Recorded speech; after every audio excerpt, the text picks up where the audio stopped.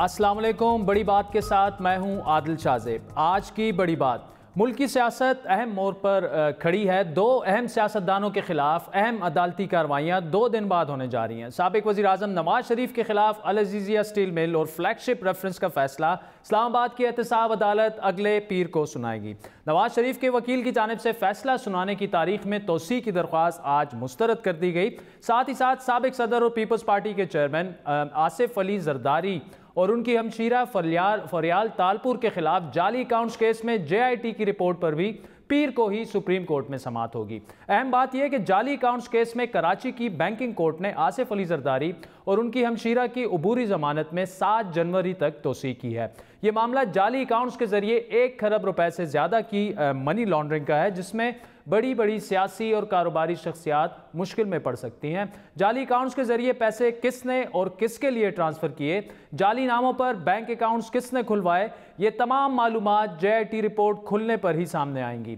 जाली accounts case में समाअत के बाद फैसला करना अदालत का काम है, लेकिन इस वक्त पीपल्स पार्टी की जानिब से मीडिया ट्रायल पर शिकवा और हुकूमत के खिलाफ शिकायत दोनों जोरों शोर से जारी है कि इस हुकूमत के वज़ीर आज़म से लेके वज़ीर इत्तलात से लेके तमाम जो अहम बदकलाम वज़ीर हैं, वो बारहा ये कहते रहे, बार बार ये कहते रहे कि फ़लाँ पार्टी के फ़लाँ लीडर्स पकड़े जाएंगे, इत्तफाक़ के पकड़े भी जाते हैं।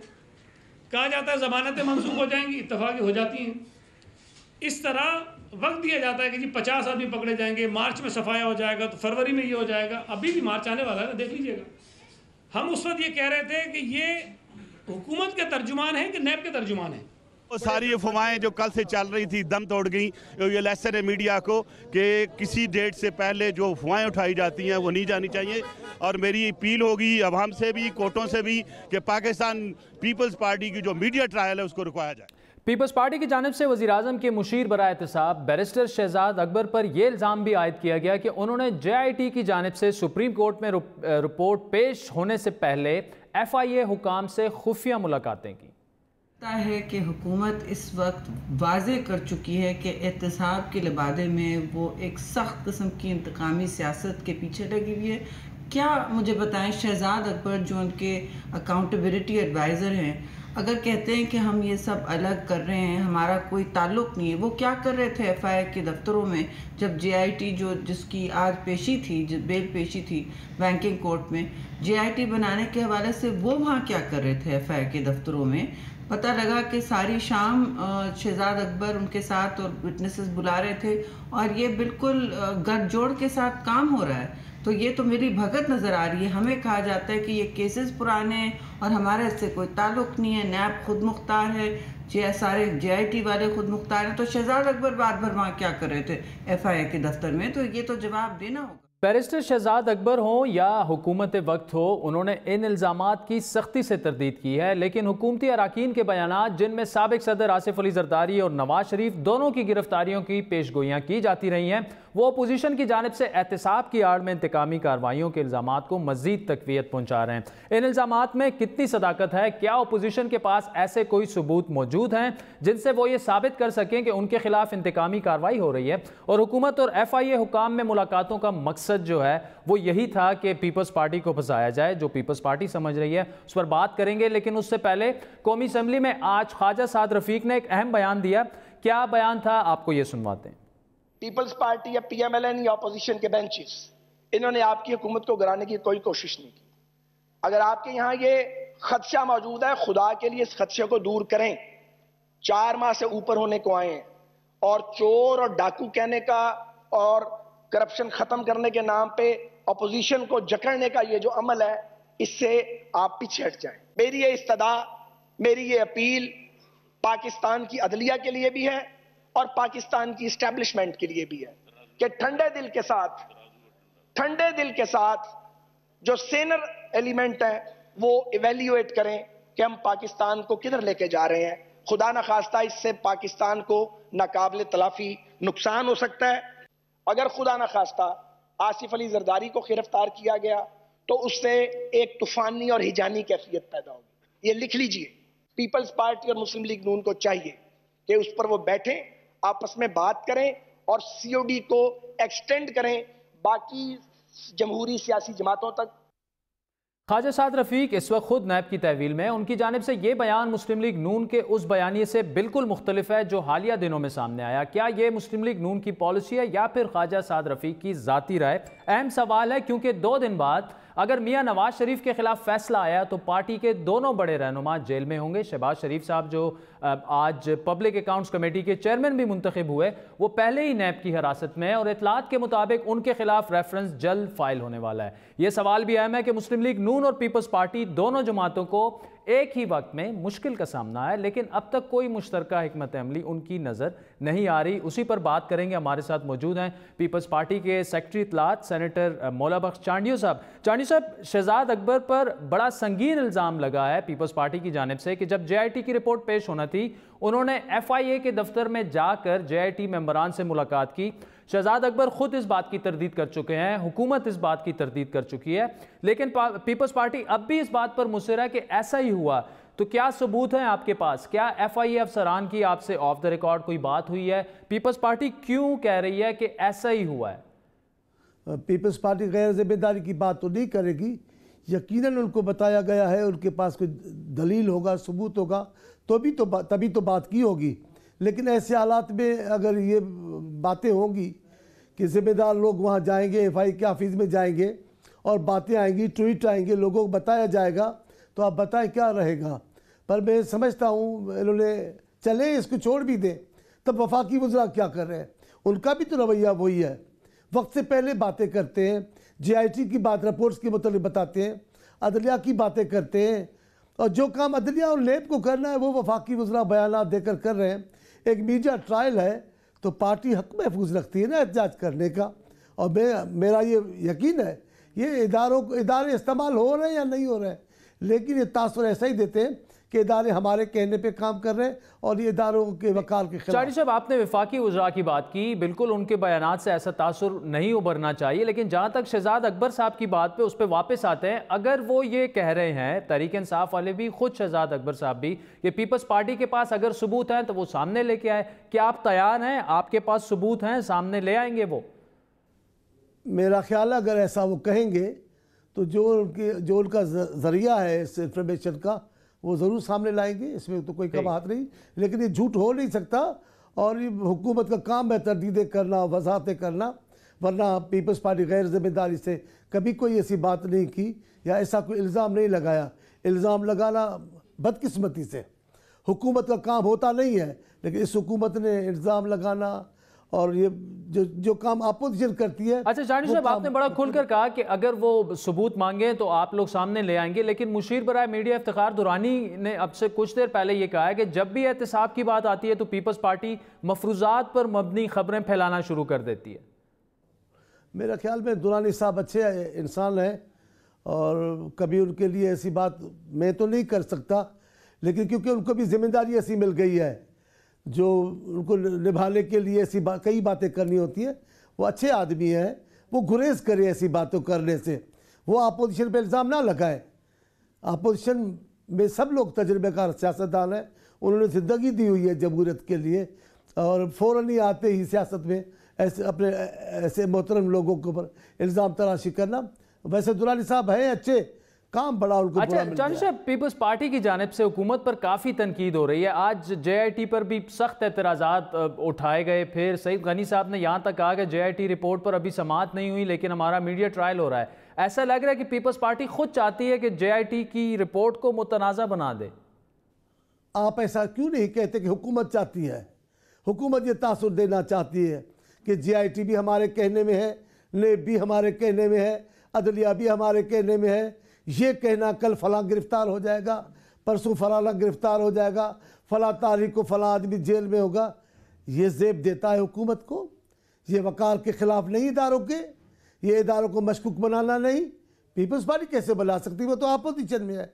ऐसी बातें तो हुकूमत कर रही है जिससे इदारे दागदार हो रहे हैं, इदारों पे। अच्छा चांडियो साहब, JIT रिपोर्ट की अगर बात की जाए तो पीपल्स पार्टी की अक्सर रहनुमा हमसे भी जब बात करते हैं वो ये कह रहे हैं कि जी जरदारी साहब और तालपुर फरियाल तायपुर साहिबा जो हैं वो तो वैसे ही बहाना है, असल निशाना जो है वो बिलावल भुट्टो जरदारी है।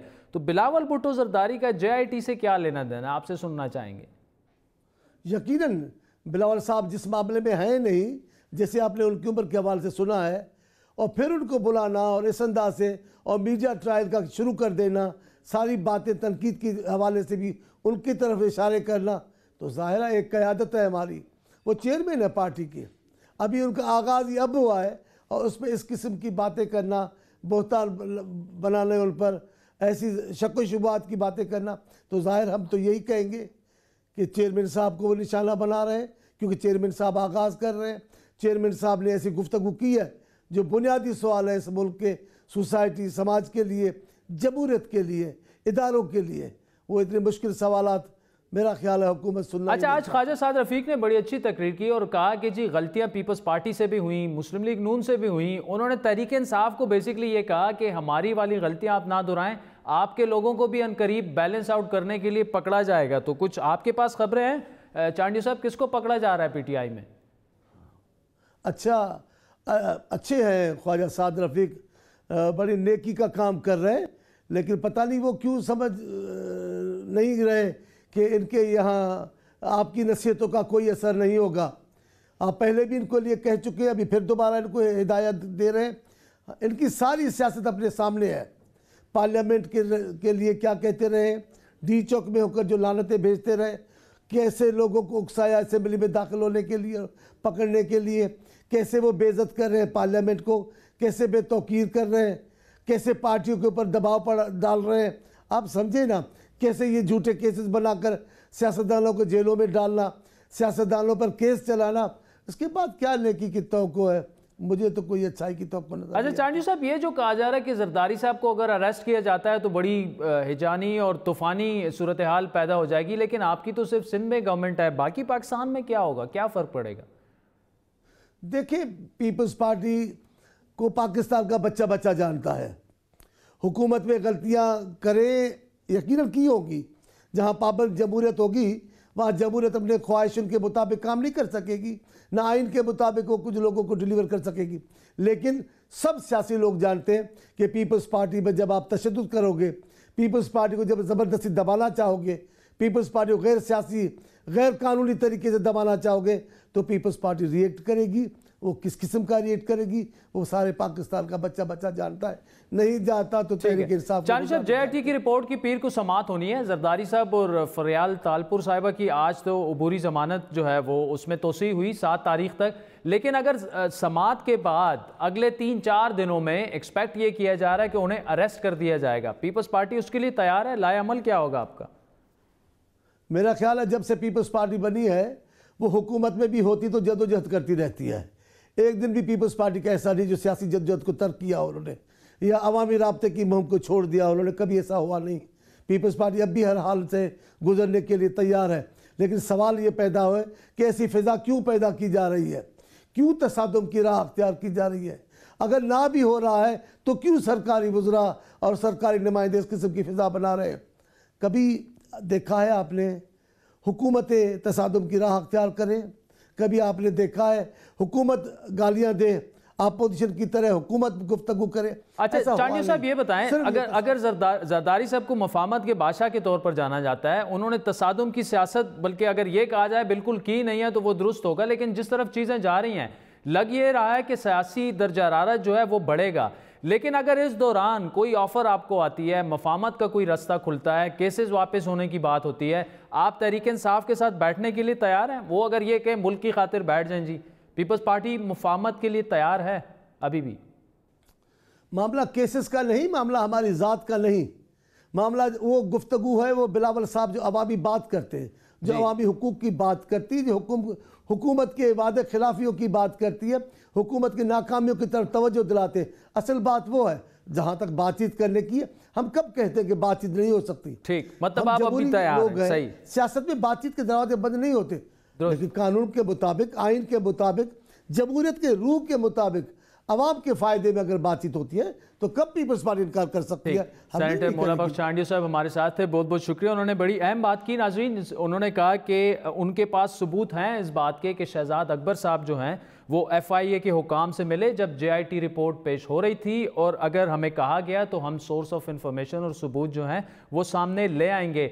मज़हर अब्बास साहब ने हमें ज्वाइन किया, सीनियर साफ़ी और तज्ज़ियाकार है। मज़हर साहब, चांडियो साहब ने अभी हमारे शो में ये कहा है कि जी शहजाद अकबर साहब मिले हैं, अथेंटिक खबर है, उनके पास सबूत भी हैं, और जब भी वक्त आए अगर हुकूमत चाहे तो वो पेश करने के लिए तैयार है। आप क्या समझते हैं, क्या पीपल्स पार्टी जो इल्ज़ाम लगा रही है, बड़ा संगीन इल्ज़ाम लगा रही है, JIT पे सवालात उठा रहे हैं कि जी ये मिली भगत से पीपल्स पार्टी को क़यादत को जो है वो इसमें मुकदमात में उलझाने की एक और ये साजिश है, आपकी टेक क्या है इस पर मज़हर साहब?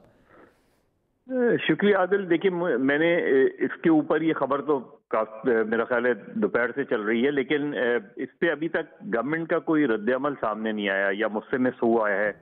शहजाद अकबर साहब, मज़हर साहब, गवर्नमेंट का भी आया है, इफ्तिखार दुरानी साहब ने इसको डिनाई किया और वो कह रहे हैं कि ये मफरूजात पर मबनी खबर है। खुद शहजाद अकबर ने भी इसको डिनाई किया।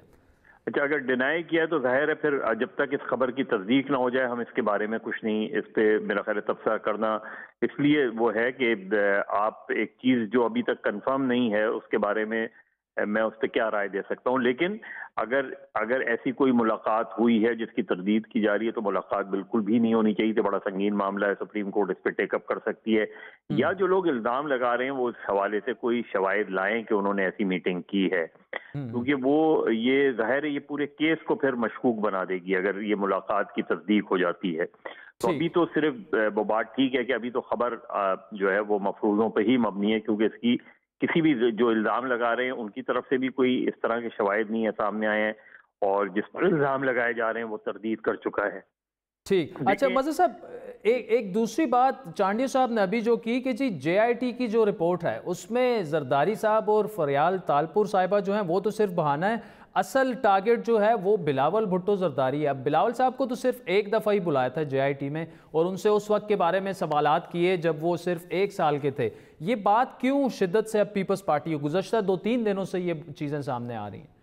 देखिए, मुझे नहीं लगता कि बिलावल टारगेट हैं। असल टारगेट भी मैं नहीं कहूँगा। देखिए, पीपल्स पार्टी के मामलात गवर्नेंस के हवाले से बहुत ख़राब रहे हैं सिंध के अंदर, और सिंध में अगर वैसे आप जाएं किसी भी डिपार्टमेंट में चले जाएं तो करप्शन की स्टोरीज जो है वो बहुत आम है, और उसमें वज़रा के अगर आप डिपार्टमेंट्स के लोगों से बात करें बहुत से डिपार्टमेंट्स में तो वो वज़रा ही की तरफ, सेक्रेटरीज की तरफ इशारा करते हैं, और ये चेन नज़र आती है। तो करप्शन के मामलात बहुत ख़राब रहे हैं सिंध में इवन जो एंटी करप्शन डिपार्टमेंट है उसके मामलात बहुत ख़राब रहे हैं, और ये सारी चीज़ें अपनी जगह रही हैं।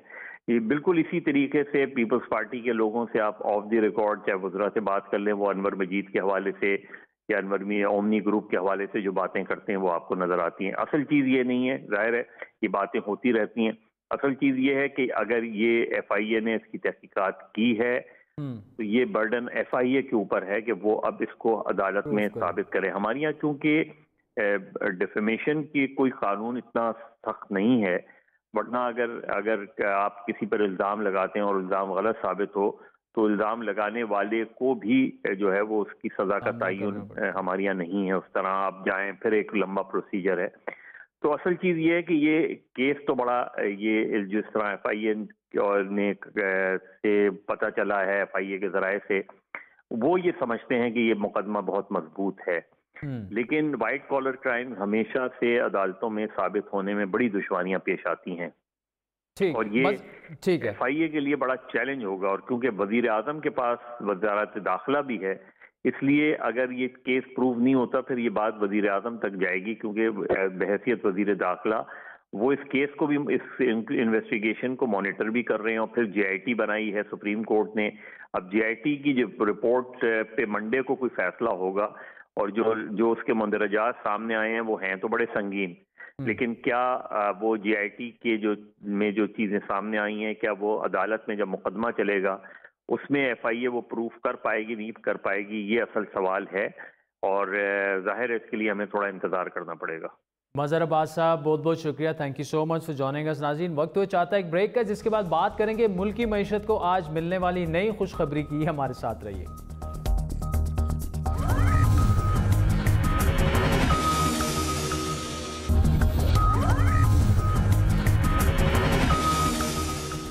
वेलकम बैक नाज़रीन। मुल्क की मईशत को संभालने के लिए हुकूमती कोशिशें रंग लाने लगी हैं। सऊदी अरब के बाद अब यूएई भी पाकिस्तान की मदद करेगा। आज यूएई ने स्टेट बैंक में 3 अरब अमरीकी डॉलर जमा कराने का ऐलान किया। अबू धाबी फंड्स बराए तरक्याती उमूर के बकौल ये रकम आइंदा चंद रोज़ में स्टेट बैंक में जमा होगी ताकि पाकिस्तान के गैर मुल्की ज़रा मुबादला के ज़खायर बढ़ सकें। Abu Dhabi fund for development ने पाकिस्तान के 8 तरक्याती मनसूबों को माली इमदाद फराहम की है, जिसकी मजमूई मालियत 1.5 अरब दिरहम है या 4 खरब 16 अरब रुपए से ज़्यादा है, जिनमें तवानाई, सेहत, तालीम और सड़कों जैसे कई अहम की मंसूबे शामिल हैं। इमाराती न्यूज़ एजेंसी के मुताबिक पाकिस्तान की ये मदद तारीखी ताल्लुकात की बुनियाद पर की जा रही है। दूसरी जानिब वज़ीर-ए-आज़म इमरान खान के बकौल रकम की मुंतकली का ऐलान दोनों ममालिक की तवील दोस्ती के रिश्ते को मज़ीद मुस्तहकम करेगा। वाज़ेह रहे कि यूएई से पहले सऊदी अरब ने भी बैलेंस ऑफ पेमेंट के बुरान से निकलने के लिए पाकिस्तान को 3 अरब डॉलर की पाकिस्तान की मदद का ऐलान किया था। रवां बरस 9 नवंबर को सऊदी अरब ने 1 अरब डॉलर और फिर 14 दिसंबर को मज़ीद 1 अरब डॉलर जमा कराए थे। इक़्तिसादी माहिरीन के मुताबिक इस इमदाद से ज़र मुबादला के ज़खायर पर दबाव कम होगा। ताम मुस्तकिल माशी इस्तेकाम के लिए IMF के पास जाना अब भी इंतहाई ज़रूरी है। जहाँ मुल्की मईशत के हवाले से कुछ हौसला अफजा खबरें आ रही हैं, वहीं पाकिस्तान पर गैर मुल्की कर्जे को लेकर मौजूदा हुकूमत के इरादे में भी कुछ मायूस कुन और तशवीशनाक जो हैं वो चीज़ें सामने आई हैं। वज़ीर-ए-आज़म इमरान खान का जो मौक़िफ़ था ये आपको सुनाते हैं। पहले 60 साल की तारीख में जो हमारा टोटल कर्जा था वो 6000 अरब रुपया था। ये गया 2013 में 6000 से 15000 अरब, आज पहुंच गया 28000 अरब। यानी इतना ज़्यादा कर्जा जो पाकिस्तान के ऊपर चढ़ा हुआ है, ये आप ये सोच लें कि हमारी सारी तारीख का जो कर्जा था और जो पिछले 10 साल में कर्जा चढ़ा है, ये भी एक ऐसी चीज़ है कि इंशाअल्लाह आपके सामने हम लेके आएंगे कि ये किधर गया पैसा। वज़ीर-ए-आज़म इमरान खान का ये मौक़िफ़ उस वक्त भी था जब वो पोजीशन में थे, लेकिन अब लगता है कि वज़ीर-ए-आज़म इमरान खान की हुकूमत भी साबिक़ हुकूमतों की तरह कर्ज़ों में इजाफे की डगर पर चल पड़ी है। एक्सप्रेस ट्रिब्यून की खबर के मुताबिक इस वक्त पाकिस्तान के मजमूई कर्ज़ों का हुजम तकरीबन 26 खरब रुपए है, जिसमें आने वाले सिर्फ 3 सालों में 10 खरब रुपए का इजाफा होगा।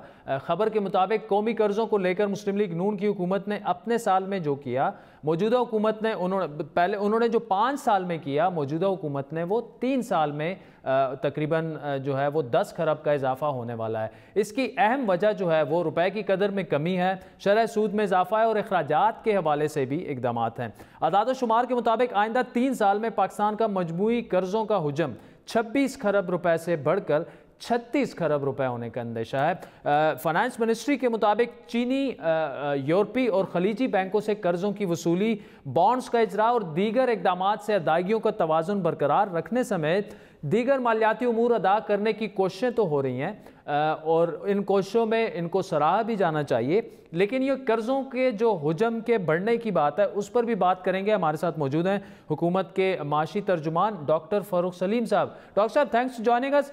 एक अच्छी खबर आज सामने आई, यूएई 3 अरब डॉलर स्टेट बैंक में पार्क करेगा, ज़र मुबादला के ज़खायर में बेहतरी आएगी। क्या यही इमदाद आनी थी या अब मज़ीद भी कुछ उम्मीदें हैं, कुछ एक्सपेक्ट कर रहे हैं आप?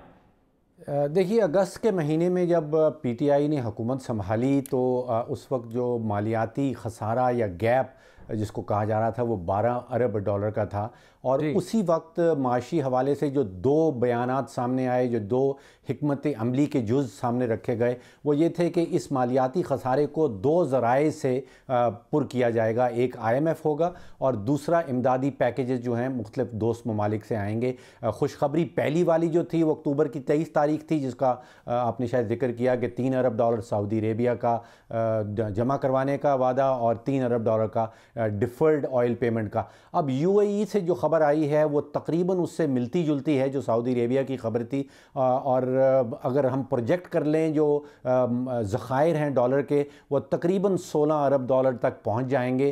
अगर हम 3 अरब डॉलर ये UAE वाला उसमें प्रोजेक्शन में जमा कर लें तो कंफर्टेबल पोजीशन हो जाती है। बैरूनी सेक्टर के हवाले से जो सबसे बड़ा ख़तरा था, जो सबसे बड़ा चैलेंज था, वो मैं समझता हूँ कि अक्टूबर की 23 तारीख को आधा रह गया था और शायद आज की ख़बर के बाद वो चैलेंज जो 12 अरब डॉलर वाला था वो ख़तरा टल गया है, वो खसारा, वो गैप जो है वो पुर हो गया है और अब चैलेंजेस रह गए हैं अंदरूनी सेक्टर। वैसे डॉक्टर साहब अगर यही इमदाद आनी थी, आपको पहले से इसका पता था, तो इतना सस्पेंस क्यों बनाए रखा आप लोगों ने? फिर देखिए, छुपाया नहीं गया, हमेशा से ये कहा गया कि 2 जुज़ होंगे। IMF की बात 18 तारीख को वज़ीर आज़म का हल्फ उठाया और उसके 10 दिन के अंदर अंदर मैं आपको यकीन दिलाता हूँ विदिन 10 डेज़ IMF को अप्रोच कर लिया गया था।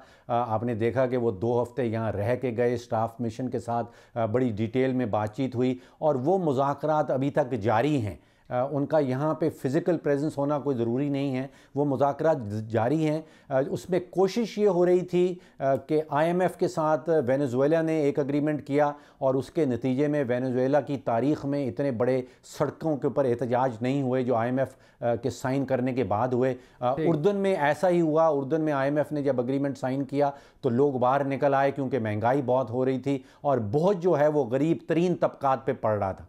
तो पाकिस्तान की हिकमत अमली ये रही है कि हम अपने दोस्त ममालिक से इमदादी पैकेज हासिल कर लें ताकि IMF की कड़ी शराइत जो हैं जिनका बहुत जो है वो कम आमदन तबके के ऊपर पड़ता है। आपने IMF की कड़ी शराइत का तो जिक्र किया, लेकिन ये भी थोड़ा सा वाजे कर दें कि UAE से ये जो इमदाद हमें मिली है ये किन शराइत पर मिली है? और मैं इसलिए पूछ रहा हूँ, जब सऊदी अरब से इमदाद मिली थी ये कहा गया कोई शर्त नहीं, फिर असद उमर साहब ने वाजा किया कि 3% जो है इंटरेस्ट भी अदा करना पड़ेगा।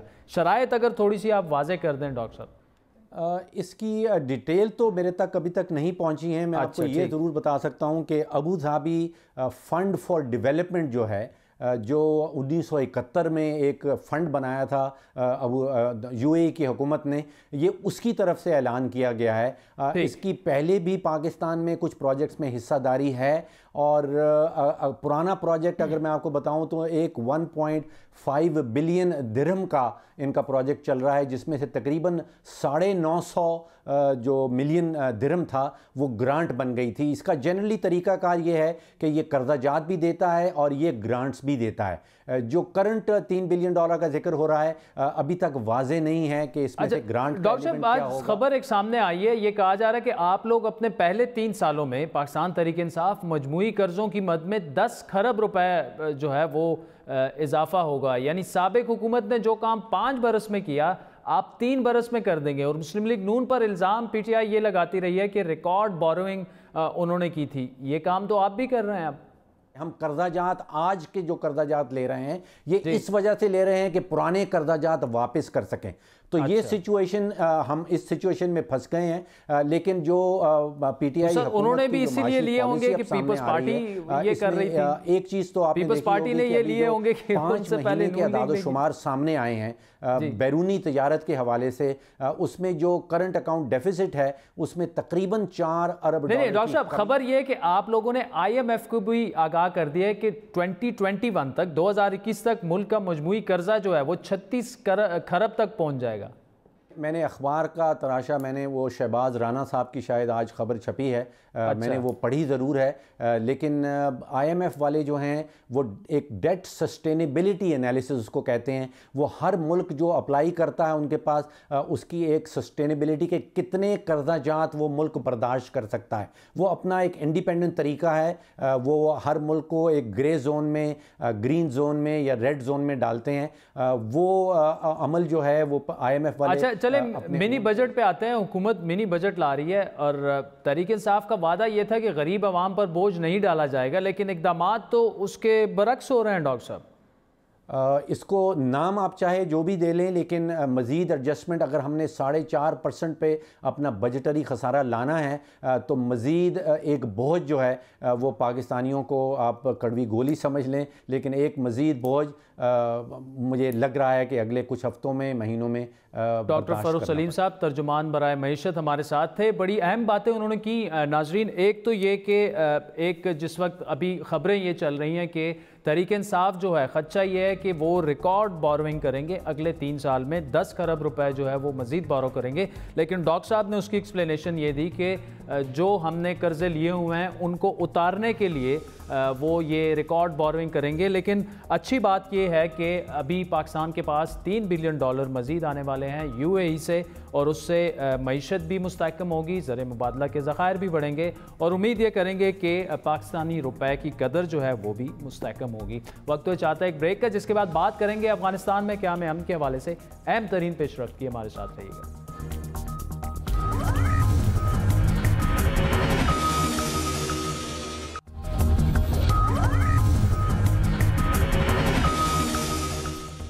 बड़ी बात में अब बात अफगान पीस प्रोसेस की। गुज़श्ता हफ्ते पाकिस्तान की मुआवनत से अबू धाबी में अमरीका और अफगान तालिबान के दरमियान मुज़ाकरात हुए, और अब इन मुज़ाकरात के मज़बूत नताइज सामने आने लगे हैं। गुज़श्ता रोज़ खबर ये आई थी कि अमरीका ने तालिबान के कई अहम रहनुमाओं को रिहा किया। इन रहनुमाओं में हक्कानी ग्रुप के सरबराह सिराजुद्दीन हक्कानी के भाई अनस हक्कानी भी शामिल थे। आज एक और बड़ी खबर सामने आई जो अफगानिस्तान से मुतालिक अमरीकी पॉलिसी में वाज़ेह तब्दीली का इशारा दे रही है। न्यूयॉर्क टाइम्स के मुताबिक ट्रंप इंतज़ामिया ने अफगानिस्तान में अपने फ़ौजियों की तादाद में काबिल ज़िक्र कमी का फैसला किया है। अमरीकी सदर ने महकमे दिफा को हुक्म यह दिया कि आइंदा महीनों में अफगानिस्तान से 7,000 के करीब फ़ौजियों का वहाँ से इनखला किया जाए। ताहम रॉयटर्स के मुताबिक अफगानिस्तान में मौजूद 14,000 अमरीकी फ़ौजियों में से 5,000 की वापसी होगी। ये वाज़ेह है कि हालिया मुज़ाकरात में कैदियों की रिहाई और अमरीकी फ़ौज की का अफ़गानिस्तान से इनखला जो था, ये अफ़गान तालिबान के दो बड़े मुतालबात थे।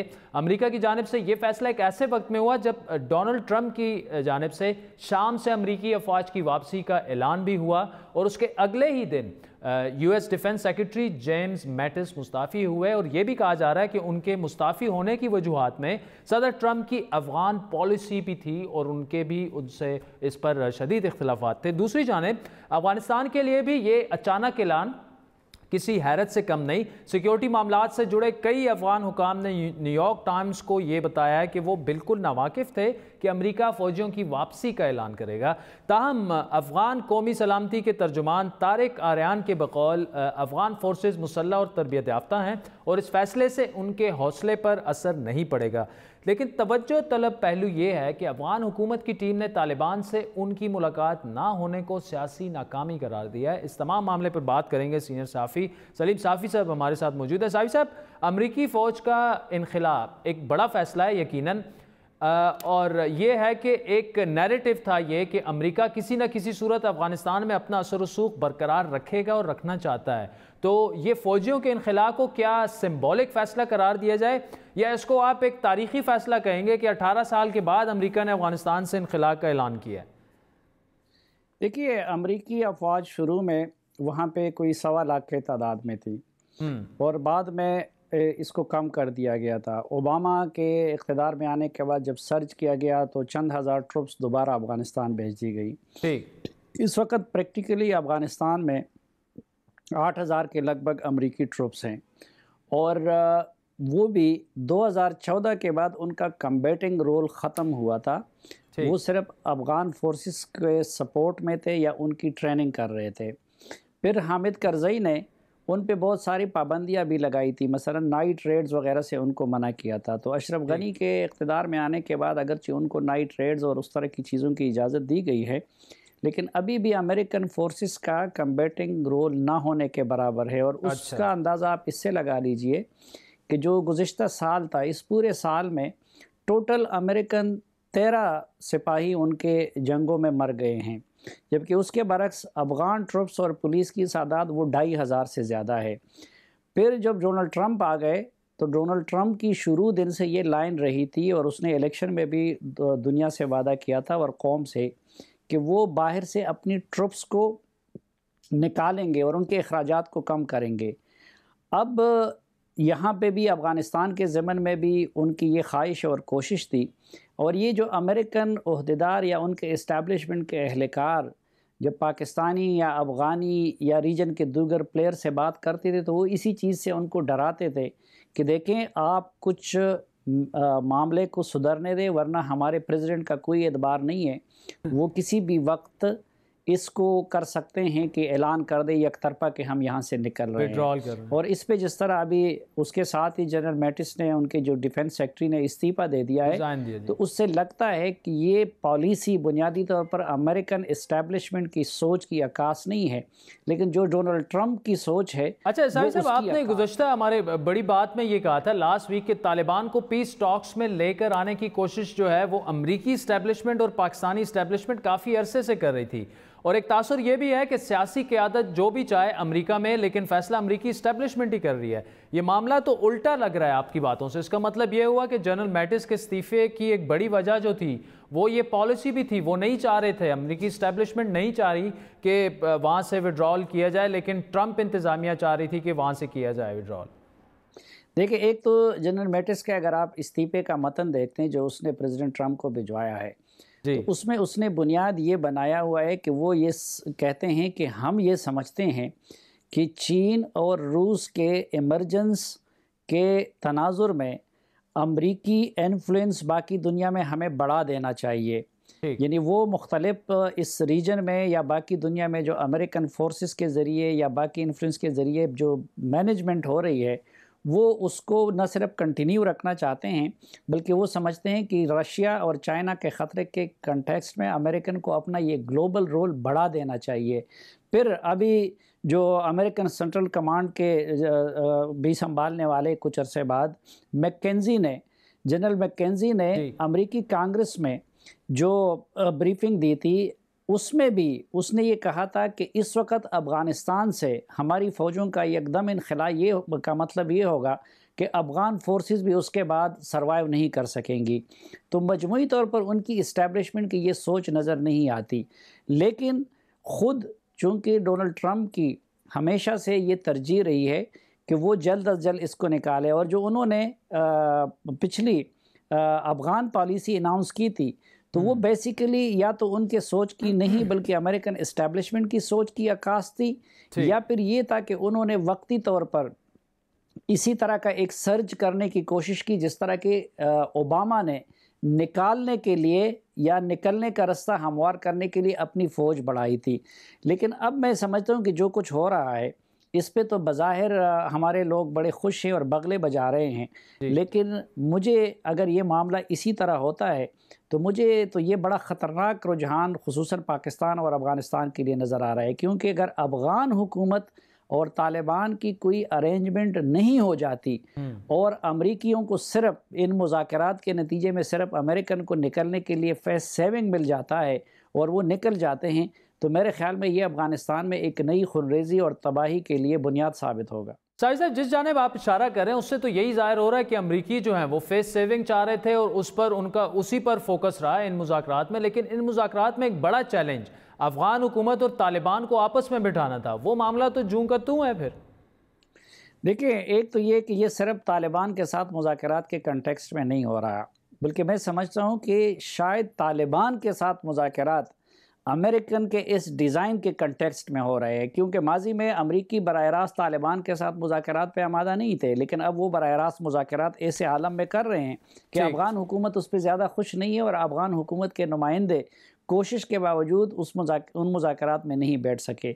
दूसरा, ये जो कमी का या विड्रॉल का ऐलान अमेरिका ने किया है, तो वो सिर्फ अफ़गानिस्तान में नहीं किया है बल्कि मिडिल ईस्ट में भी वो ये कर रहे सीरिया हैं, में भी किया। लेकिन दूसरी तरफ मसला ये है कि वो यहाँ पे अपना इन्फ्लुएंस ख़त्म भी नहीं करना चाहते। मसलन अमेरिका से अफ़गानिस्तान से वो ये विड्रॉल करना चाहते हैं, लेकिन उसके साथ साथ वो कोई भी ऐसी सलूशन मानने को तैयार नहीं है कि जिसमें उनके अड्डे भी ख़त्म हो जाए। वो अड्डे अफ़गानिस्तान में भी कंटिन्यू रखना चाहते हैं, इसी तरह मिडल ईस्ट में भी वो अपने अड्डे बरकरार रखना चाहते हैं, लेकिन वहाँ पे जो इनके इत्तेहादी है उनकी पोजीशन कमज़ोर हो सकती है या उनके मुखालिफिन का मोराल बूस्ट हो सकता है।